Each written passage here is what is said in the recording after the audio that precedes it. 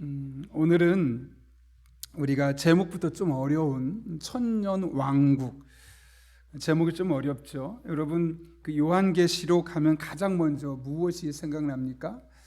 예전에 한번 그 요한계시록 하면 무엇이 가장 먼저 생각하느냐, 이런 질문에 대해서 성도들이 대부분 말했던 세 가지가, 하나는 14만 4천이 도대체 무엇이냐, 또 성경에 나타나는 666이 도대체 무엇이냐, 한때 목사님들도 그거 바코드다, 그거 뭐 바코드는 짐승의 표인데 막 그러면서 좀 잘못된 정보를 우리에게 전했던 적도 있지 않습니까?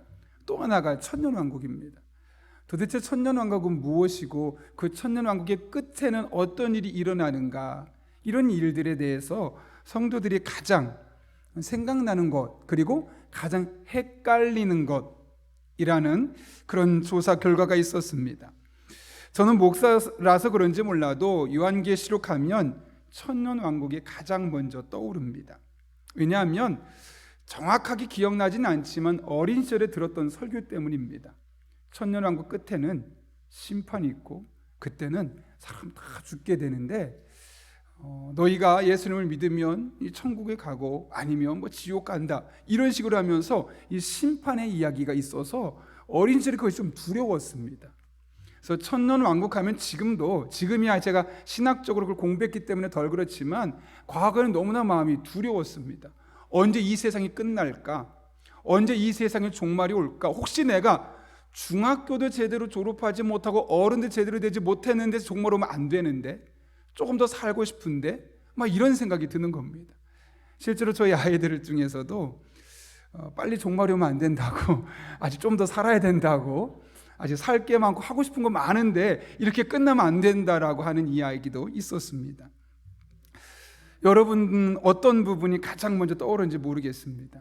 오늘 우리가 그동안 교리 강좌를 계속해 오면서 요한계시록 20장을 이제 살펴보려고 하는데요. 사실 이 요한계시록 20장은 요한계시록 전체에서도 많은 논란이 있었던 것입니다.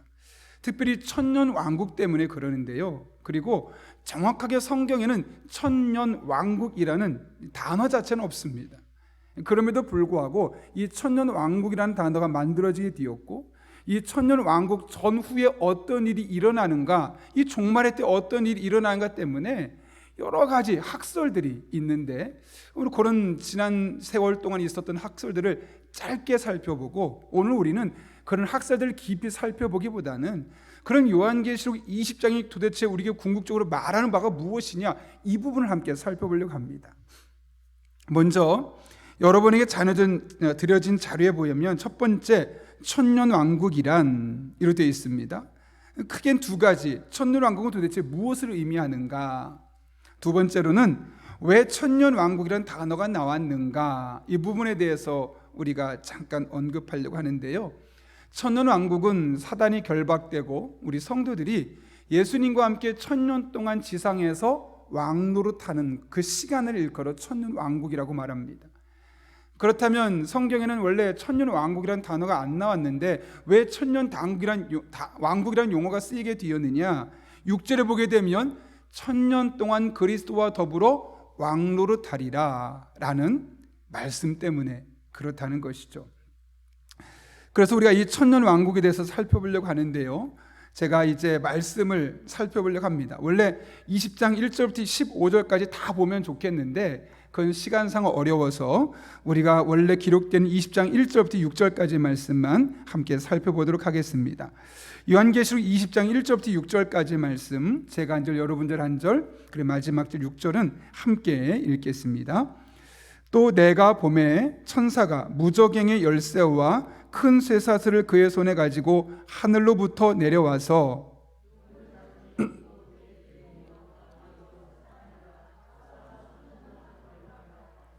무저갱에 던져 넣어 잠그고 그 위에 임봉하여 천년이 차도록 다시는 만국을 미혹하지 못하게 하였는데 그 후에는 반드시 잠깐 노일이라.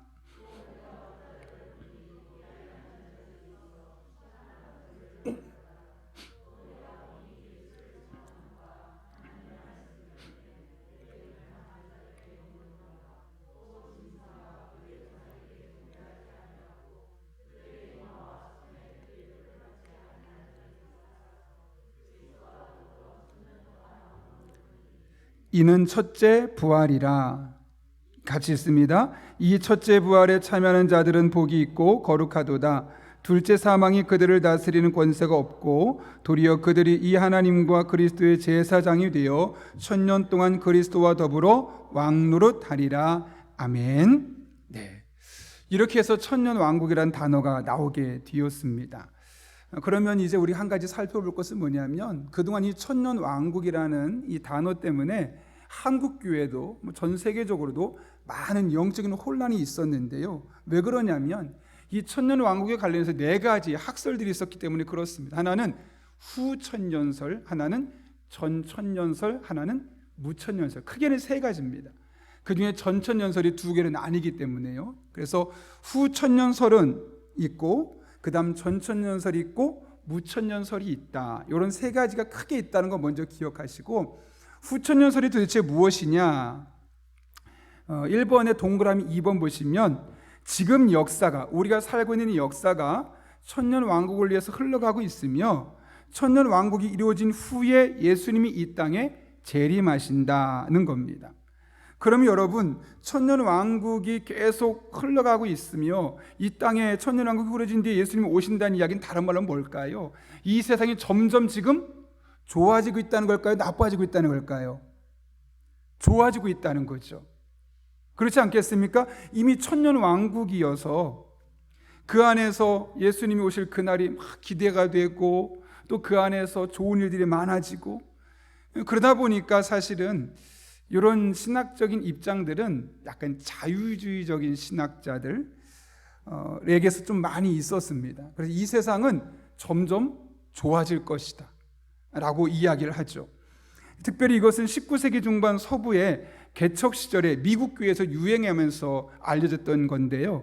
왜 그러냐면 그 당시만 해도 부푼 꿈이 있습니다. 왜냐하면 서부 개척 시대다 보니까 금광도 개발하게 되고 점점 미국이 부강하게 되는 모습을 보면서, 우리나라는 이제 점점 잘 살게 되겠구나, 좋아지게 되겠구나, 이런 기대감이 있었죠.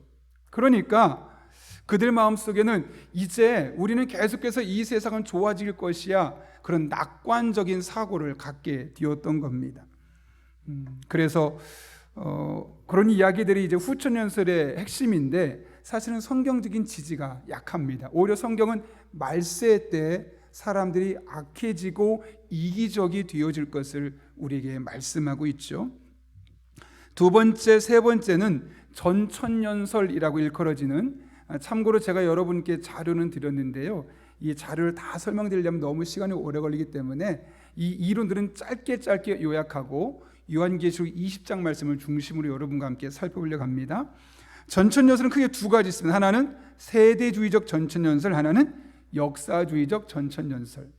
그 중에 2번 세대주의적 전천년설은 사실은 한국교회 좀 1980년대 90년대 가장 도드라지게 나타났던 그런 종말론적인 사상인데요, 이것이 한국교회를 많이 병들게 했고, 이 세대주의적 전천년설로 인해서 많은 이단들이 한국에서 융성했던 시기가 있었습니다.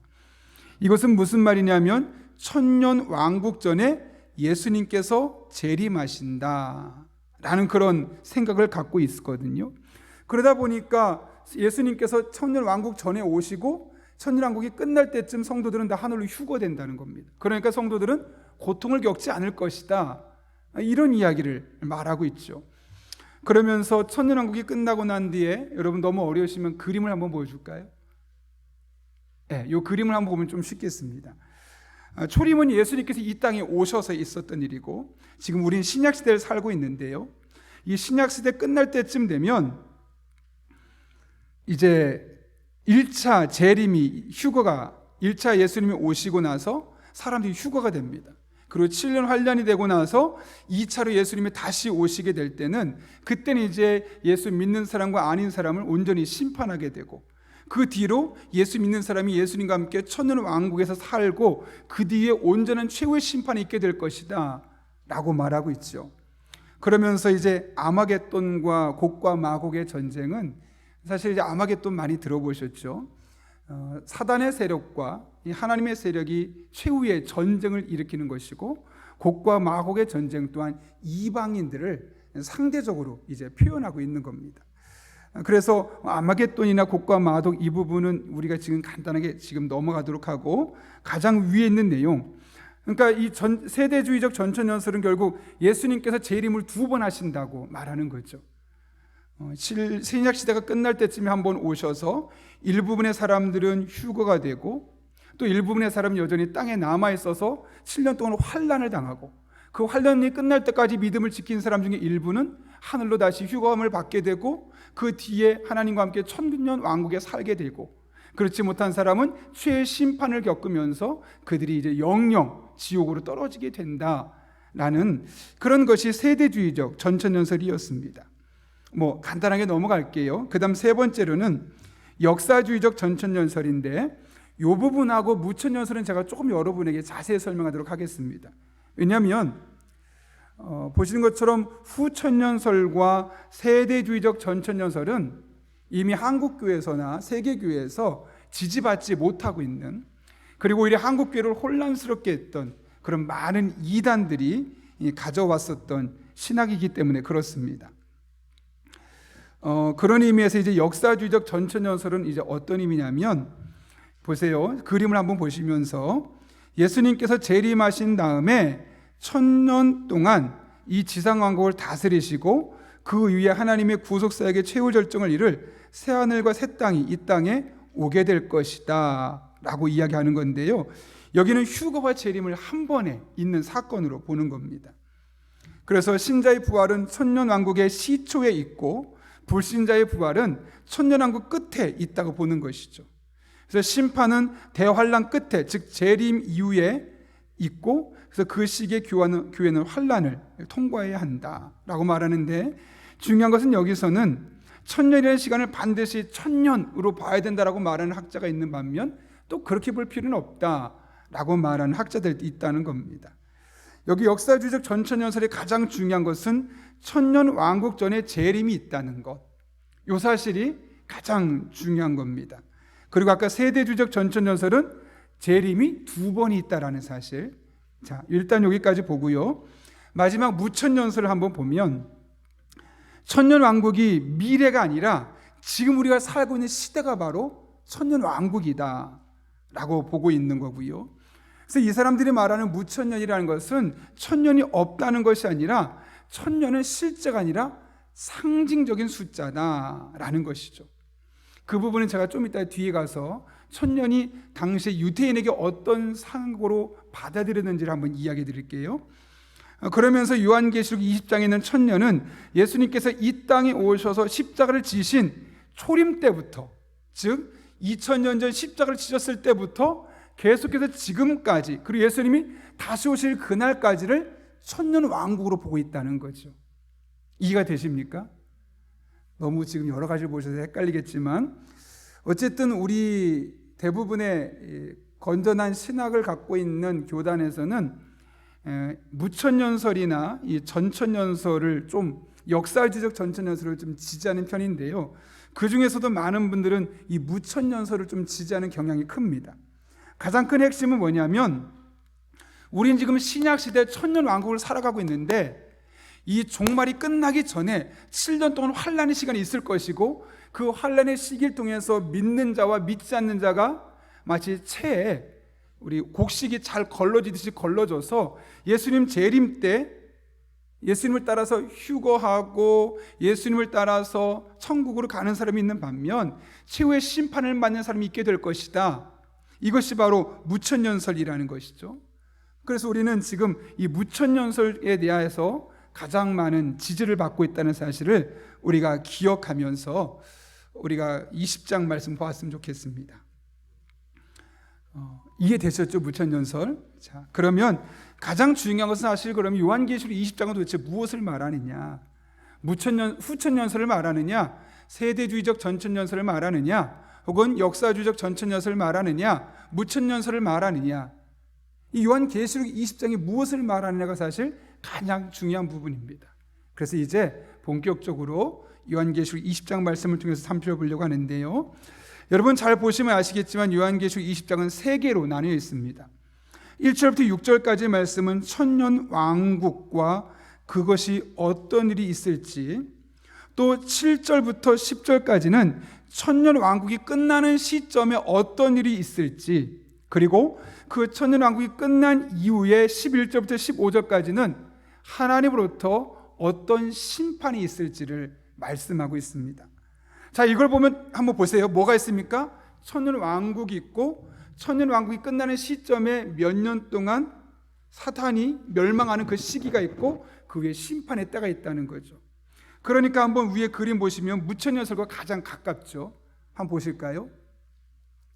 자, 보시면 지금 우리는 초림, 예수님께서 이 땅에 오셨던 약 2000년 전에, 2100년 전이죠 벌써, 그 시기에 2020년 전 그 초림 때를부터 지금까지 신약 시대를 살아오고 있는데, 이때가 바로 지금 천년 왕국을 살고 있다는 겁니다. 그런데 이 세상에 종말이 오기 전에 약 7년간의 환란의 시간이 있을 거게 될 것이고, 그때 예수 믿는 자와 그렇지 않는 자가 알곡과 가라지로 갈라지는 시기가 있을 것인데, 그 끝나는 7년 환란이 끝나는 시점에 예수님께서 재림하신다는 겁니다. 그리고 그때는 최후의 심판이 있을 거라는 거죠. 자, 이제 보시면 그 그림을 보시면서 아까 요한계시록 20장 천년 왕국에 대해서 먼저 이야기하고 있죠. 초림부터 신약시대 끝까지. 그러다가 7절 보면 천년이 참에 그 옥에서 사단이 놓이게 됩니다. 그리고 곡과 마곡을 미혹게 해서 싸움을 붙게 됩니다. 그게 7년간의 환란, 사단으로 말미암은 7년간의 환란과 그 뒤에 곡과 마곡과의 전쟁이 아마겟돈, 이 무기또라는 곳에서 일어나게 될 것이다 라고 말하고 있는 거죠. 그러니까 지금 우리가 보았던 요한계시록 20장은 앞에 초림과 신약시대를 천년 왕국을 보고 있고, 사단이 패망하기 전까지 이 땅에 와서 마곡과 곡을 유혹해서 믿는 자들과 싸우는 7년 환란이 있을 것을 말하는 거죠. 그리고 나서 11절부터는 흰 보호자 위에 있는 심판에 대해서 말하고 있습니다. 지금 보면 이 요한계시록 20장의 말씀은 결국 무엇을 말씀하는 겁니까? 우리가 보는 것처럼 무천년설을 지지하고 있다는 사실을 우리는 이제 이 요한계시록 전체 구조를 통해서 볼 수 있다는 것이죠. 이해되셨죠? 이해하셨습니까? 오해하셨습니까? 이해하셨죠? 자, 이제 그렇다면 요한계시록 20장을 좀 더 깊이 있게 살펴보려고 하는데요, 아까 잠깐 얘기했던 것처럼 천년 왕국이라는 단어가 원래 요한계시록에는 있다고 없다고요? 없어요. 그럼 왜 생겼느냐? 6절 끝에 보면 천년 동안 그리스도와 더불어 왕노릇하리라. 우리가 예수님과 함께 천년 동안 왕노릇하겠다고 말했던 그 단어 때문에 천년 동안 왕노릇하니까 천년 왕국, 이런 단어를 만들어내게 되었던 것이죠.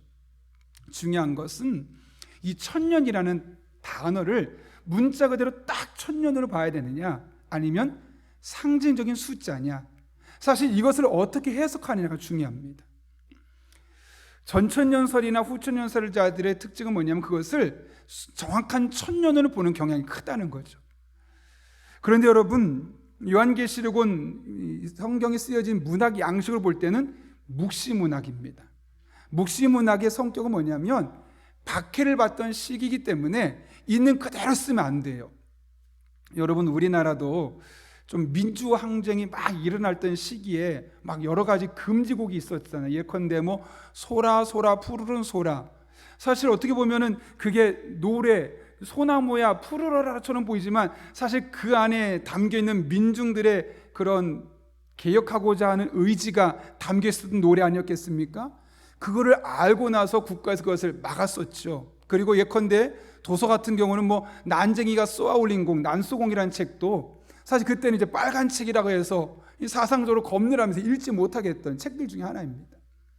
왜냐하면 겉으로 그냥 볼 때는 이 책이 뭐가 문제인데, 이 노래가 뭐가 문제인데라고 할 수 있지만, 그 시대 속에서 민중들의 항쟁을 불러일으키기 위해서 그 노래를 부르면서, 그래 푸르른 소리처럼 우리 일어나서 이 잘못된 세력에 저항하자, 이런 의지를 자꾸 안에 부추기니까 그걸 막으려고 했던 것이고, 이 사람은 것을 눈치 못 채게 하려고 소나무라는 것처럼 이렇게 우회적으로 표현해 썼던 거 아니겠습니까? 근데 그 당시에 요한계시록에 쓰여졌던 당시에도 박해식이었습니다. 그러니까 있는 그대로 단어를 써버리게 되면 다 알아차리는 거예요. 그럼 될까 안 될까요? 그러면 못 알아차리게 본인들만 아는 표현으로 쓸 수밖에 없었던 것이죠. 그래서 14만 4천 같은 경우도 그래서 그 당시 쓰였던 용어가 이제 구원받은 하나님의 백성이었다는 것. 또 우리가 옛날에 666의 표를 받으면 안 된다. 나중에 종말했다가 오면 이마에 666을 쓰거나 그런 얘기 나올 거다. 그런 얘기 처음에 나왔다가 그런 얘기 없어질 것 같은데 나중에 바코드가 생기고 나니까 그 바코드가 666이고 나중에 손에 바코드를 심고 칩을 심을 거다. 막 이런 이야기 나오면서 성경에 없었던 이야기를 막 만들어냈었던 적이 있습니다. 그런데 여러분 666은 그 당시에 보시면 게마트리아 셈법이 있는데요. 이름에 이 자음 모음에 숫자가 들어가거든요. 우리나라는 자음과 알파벳 숫자, 그러니까 한글과 숫자가 전혀 다르지 않습니까? 한글은 말 그대로 글자고 숫자는 숫자의 역할을 하는데 이 당시만 해도 그렇지 않아요. 히브리어나 헬라 같은 경우는 특별히 이 문자인데 우리를 따지면 알파벳이고 가나단인데 이게 숫자까지 같이 있거든요.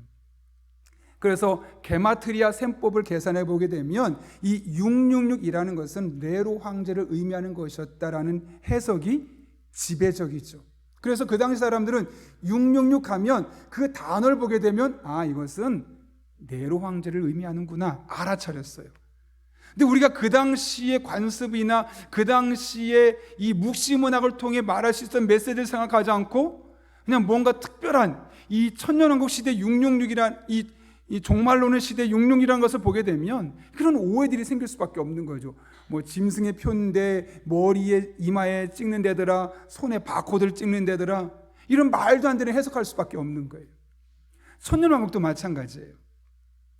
그 당시 유대인에게 있어서 천년은 우리가 생각하는 1천년 999년 다음에 나오는 천년 딱 맞는 천년 숫자의 천년이 아닙니다. 셀 수 없이 많은 숫자, 그런 의미가 갖고 있었습니다. 여러분 우리가 종종 쓰는 1, 3, 7, 10, 12, 100, 1000 이런 숫자들은 유대인들에게 완전 숫자 아니었겠습니까? 그래서 1000이라는 것은 셀 수 없이 많은 숫자라는 의미를 갖고 있었죠. 그래서 이 묵시문학 요한계시록 상황에서 이 천년이라는 것은 아주 긴 시간, 그러니까 천년 왕국이 딱 1000년 동안이 아니라 시작은 있지만 끝은 모르는 그런 긴 시간 동안 있을 왕국, 우리가 예수님과 함께 이 땅을 다스릴 그날을 의미하는 표현이라는 것이죠. 이해되셨습니까? 오해하셨군요. 이해되시죠? 자, 그렇다면 중요한 것은 끝은 모르지만 시작은 알아야 될 거 아니겠습니까? 천년왕국이 언제부터 천년왕국이 시작되느냐?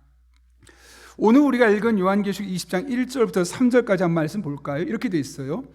또 내가 보매 천사가 무저갱의 열쇠와 큰 쇠사슬을 그의 손에 가지고 하늘로부터 내려와서 용을 잡으니 곧 옛뱀이요 마귀요 사탄이라 잡아서 1000년 동안 결박하여 무저갱에 던져내어 잠그고 그 위에 임봉하여 1000년이 차도록 다시는 만국을 미혹하지 못하게 했는데 그 위에는 반드시 잠깐 노일이라.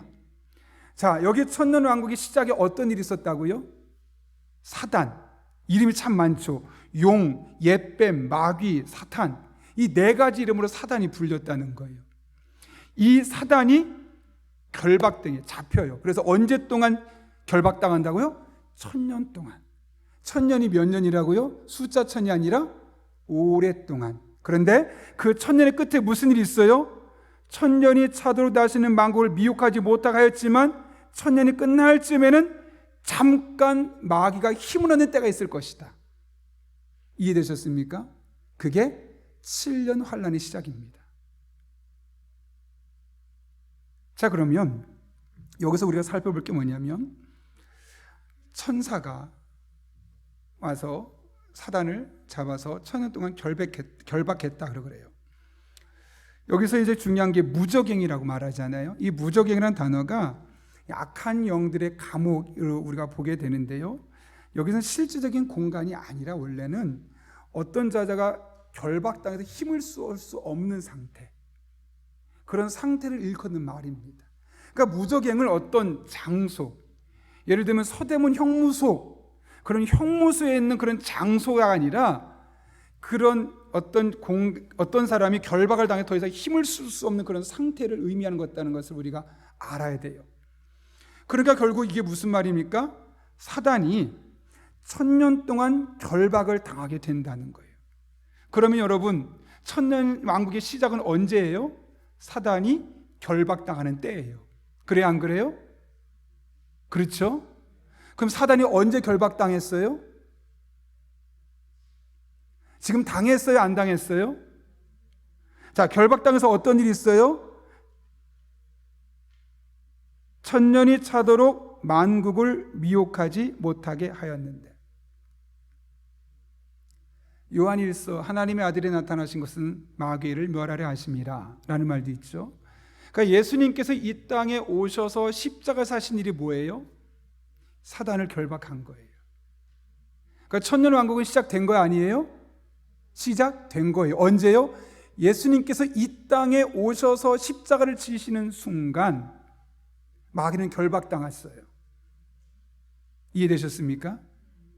그래서 이제 1000년 동안 우리에게 큰 힘을 발휘하지 못해요. 그러니까 무슨 일을 해요? 거짓말해요. 거짓의 아비로서 영적으로 잘못되게 미혹하고, 자, 이제 1000년, 그러니까 예수님께서 이 땅에 오셔서 마귀를 결박하면서 1000년 왕국이 시작됐고, 그 1000년이 계속 지금 진행되고 있는 거예요. 그렇죠? 자, 그럼 이제 사단이, 아까 여러분이 그럼 오해하실까 봐 한 가지 4번 보시면, 사단이 1000년 동안 결박당했다는 것이 어떤 의미인가를 창세기 3장 15절이 분명하게 말하는데요. 이렇게 되어 있어요. 내가 너를 여자와 원수가 되게 하고 내 후손도 여자의 후손과 원수가 되게 하리니 여자의 후손은 내 머리를 상하게 할 것이요 너는 그의 발꿈치를 상하게 할 것이니라. 여기 여자의 후손은 예수님을 말하는 거고, 사단은 여자의 후손의 발꿈치를 상하게 할 것이다. 그 예수님이 십자가를 못 박게 하실 것을 이야기하고 있는 것이죠. 결국 주님이 당하실 십자가 고난을 의미를 말하고, 그렇지만 결국 예수님은 사단의 머리를 상하게 해서 결국 승리케 하실 것을 말씀하고 있는 것이죠. 이것이 바로 이미 창세기에서 이 1000년 왕국의 시작에 사단을 1000년 동안 결박할 것을 말씀하신 것을 이 성경이 창세기와 지금 요한계시록 20장 1절부터 3절까지의 말씀을 통해서 우리에게 분명하게 이야기하고 있다는 겁니다. 그래서 용이 결박당한 것이 예수님 초림 때 사건입니다.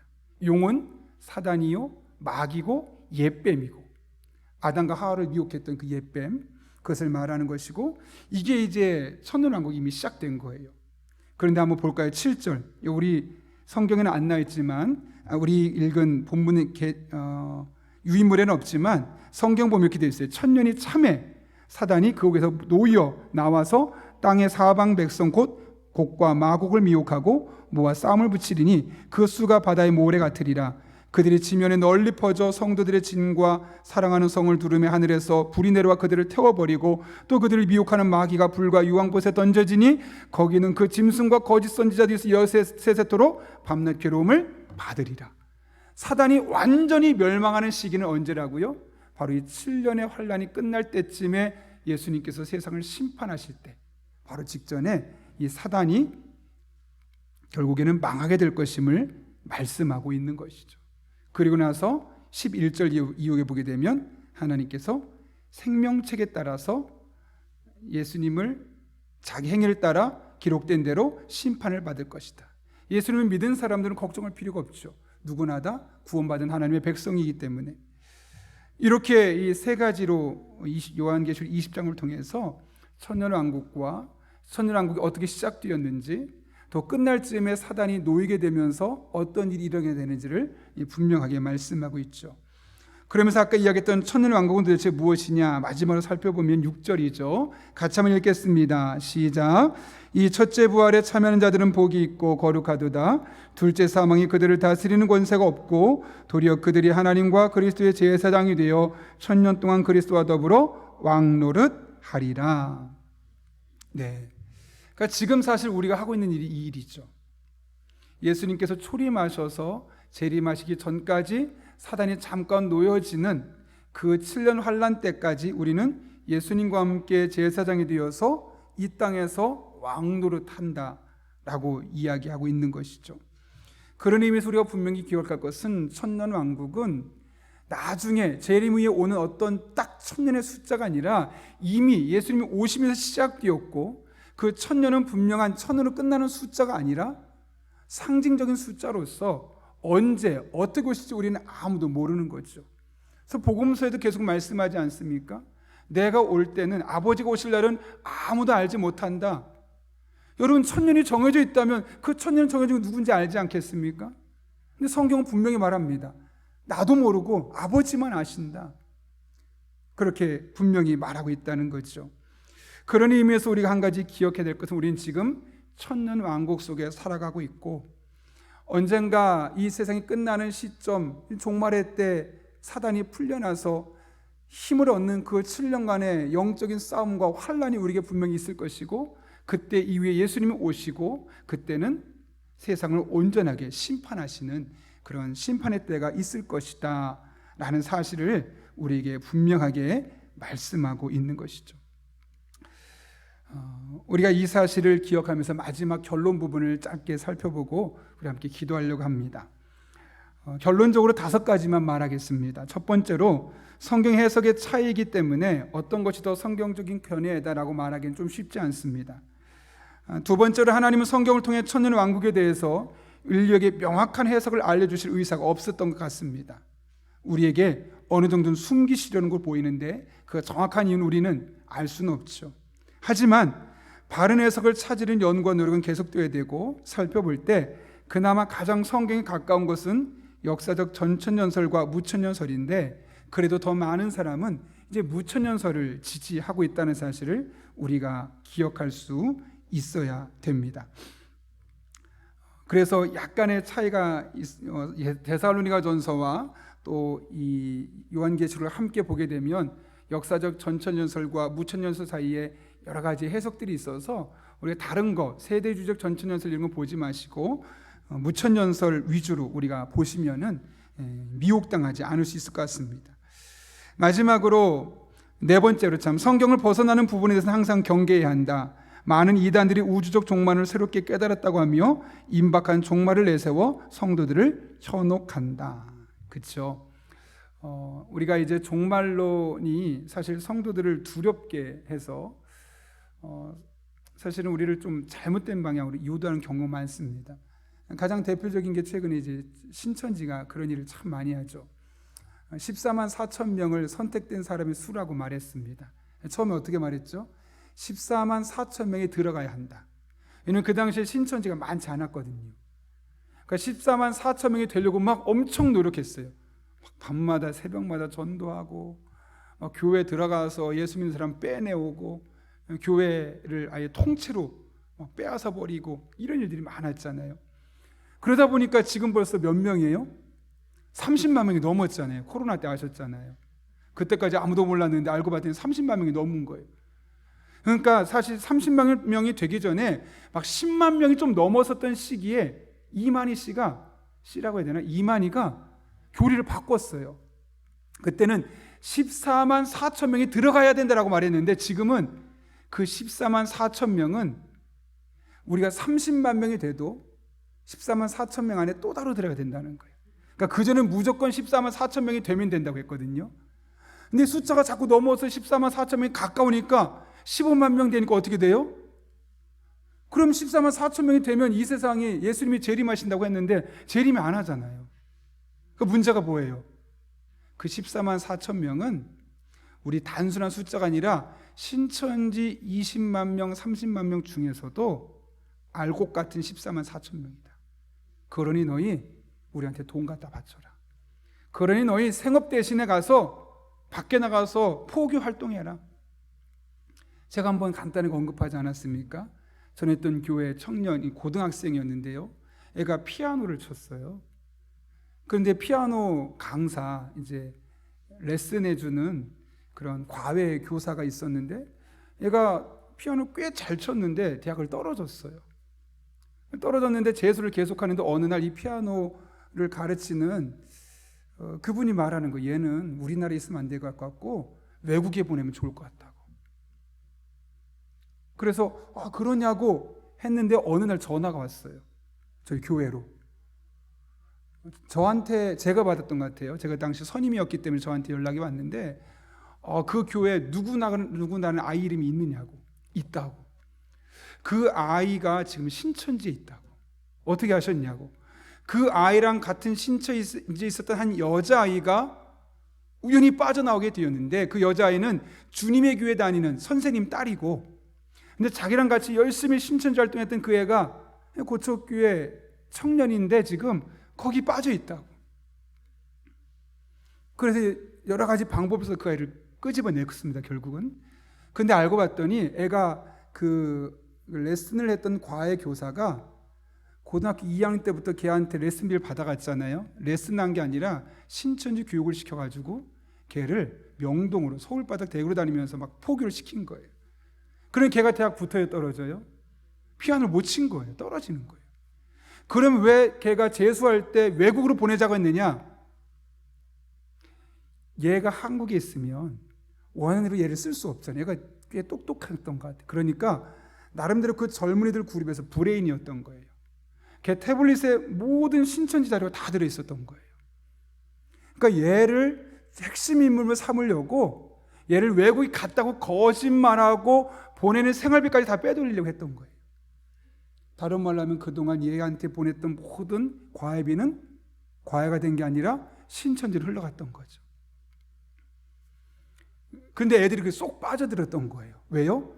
그 14만 4천 명 안에 들어가려고. 임박한 종말론. 14만 4천 명의 숫자가 채워지는 순간 예수님이 이 땅에 재림하신다. 막 이런 허황된 거짓말을 애들이 혹해버린 거죠. 그래서 다 팽개치고 명동 한복판에서 매일 다니면서 신천지 이 교리를 전하고 다녔던 거예요. 며칠 전에 제가 차를 타고 지나오는데요, 어디 길에 신천지 세미나 크게 이제 홍보하더라고요. 예전에는 숨어서 했잖아요. 요즘은 대놓고 해요. 저한테 메일도 보내요. 목사님은 잘못된 길을 가고 있습니다. 이만희 총회장님의 세미나를 들으셔야 합니다. 우리 부목사님들도 한번 받아보셨죠? 네, 교육자들한테도 보내요. 근데 그들의 가장 강력한 핵심이 뭐냐면 종말론이에요. 이 세상 곧 멸망해. 니네 돈 많이 버는 거 왜 돈 버니? 멸망하면 다 소용없잖아. 등등등. 그래서 우리가 성경에서 벗어나는 부분을 항상 경계해야 되고요. 특별히 이 종말론을 가지고 현혹할 때는 넘어가서는 안 돼요. 그럴 때는 교회로 오세요. 우리 목사님한테 물어보세요. 그리고 점검을 받으세요. 나한테 누군가 말했는데 그것이 맞는지 틀리는지. 마지막 5번 함께 읽고 마치려고 하는데요, 베드로는 종말을 바라보는 우리가 어떤 태도를 갖고 살아야 할지를 성경 구절로 베드로서 3장 10절부터 12절까지 이렇게 기록했습니다. 맨 아래 한번 읽어보겠습니다. 시작. 그러나 주의 날이 도둑같이 오리니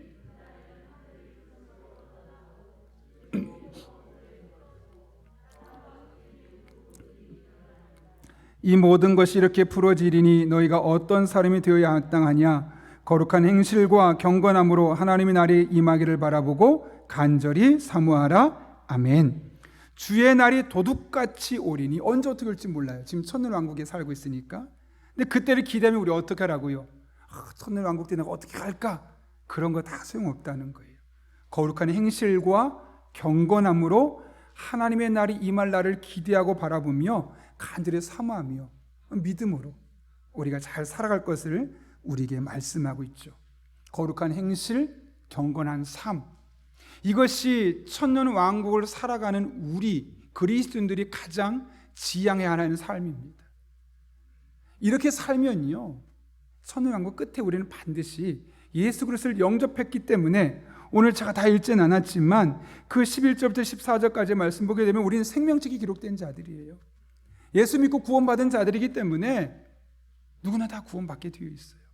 걱정하지 마시고 두려워하지 마시고 거룩한 행실과 경건함으로 하나님의 나라를 사모하며 믿음 생활하는 우리 한 분 한 분 될 수 있기를 예수님의 이름으로 축원합니다. 우리 함께 기도하고 찬송하겠습니다. 거룩하신 아버지 하나님, 천년 왕국 너무나 어려운 주제입니다. 그러나 과거에 있었던 모든 이론들을 뒤로 하고 요한계시록 20장을 중심으로 함께 살펴보았습니다. 우리가 예수님께서 이 땅에 다시 오실 그날을 기대하며 천년 왕국으로 살아가고 있는 이때 거룩함과 행실과 경건함으로 우리에게 주어진 일상을 살아가는 주의 종들 되게 하여 주옵소서. 예수님의 이름으로 기도하옵나이다. 아멘.